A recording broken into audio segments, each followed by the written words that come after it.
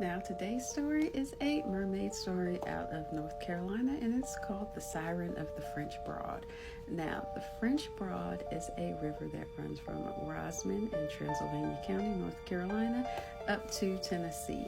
Now, it's said that the first white men who wandered there were warned of angry spirits in the area by natives, and these spirits were said to claim the lives of men who would travel there.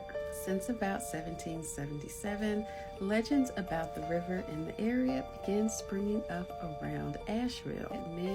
Solo men walking or camping along the French Broad are said to have strange experiences.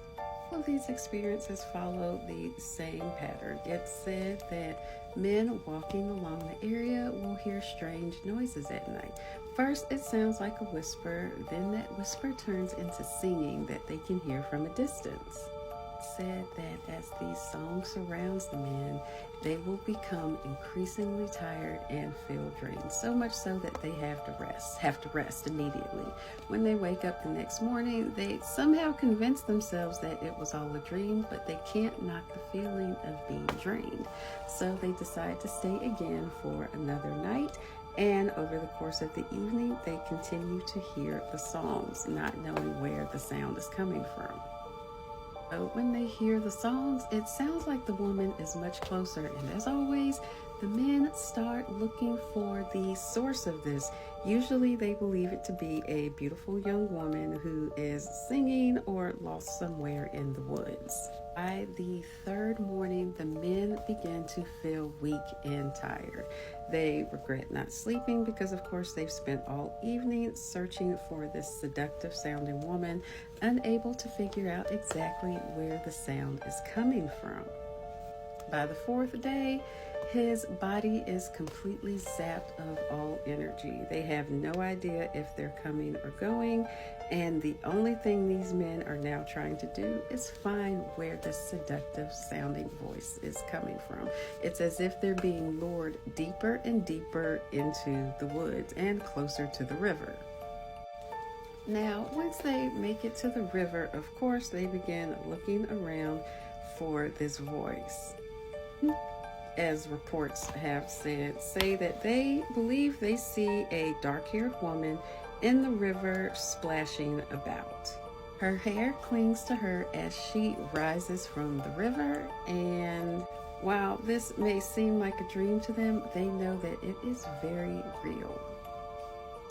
The men, those who survive, also report saying that the woman holds their hand out to them, and the next thing you know, they're walking into the water as if they are in a trance under a spell, and unable to break said trance, they walk into this water. One man reports that her hands are cold and scaly. Another reports that they are claws that grab them. These claws begin to dig into their flesh.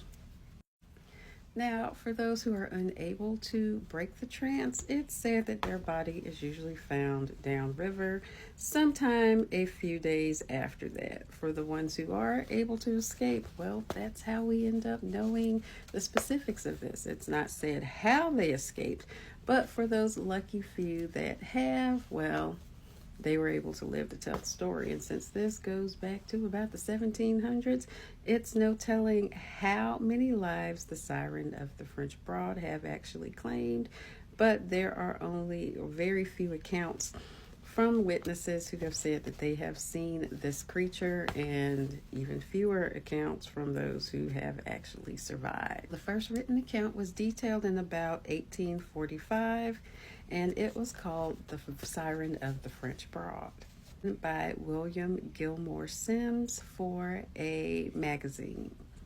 Siren, or a water spirit that would lure men to their deaths. The same story would appear over and over again, keeping the legend alive, warning travelers not to go out there at night by themselves.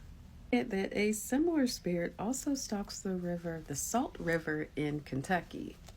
If you love mermaids, don't forget to check out my book, The Mermaid and the Apothecary, available on Amazon. Link in bio.